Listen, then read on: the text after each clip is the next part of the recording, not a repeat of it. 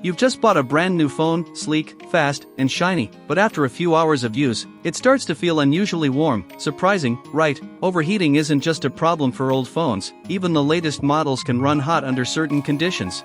The most common reason is processor load. Modern smartphones are basically mini computers. When you play games, shoot 4K videos, or multitask across heavy apps, the CPU and GPU push their limits. All that energy turns into heat.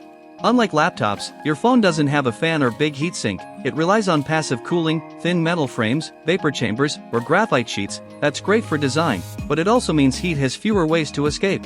Another hidden culprit is background activity. Even when you're not using your phone, apps keep syncing, updating, and refreshing data. Navigation apps, cloud backups, or constant Bluetooth connections quietly drain your battery and add to the heat load.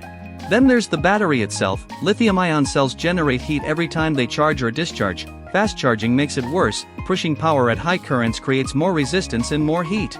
The environment also plays a major role. Using your phone under direct sunlight, especially while charging or recording video, traps heat inside the device. Glass backs and metal frames look beautiful, but they also soak up ambient temperature.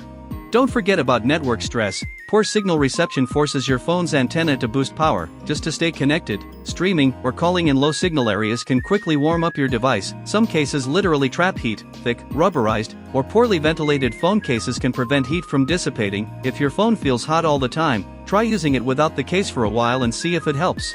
Software bugs can also trigger overheating. A rogue app stuck in a loop or a new system update that mismanages resources can cause the processor to work non-stop. That's why occasional reboots or updates are essential.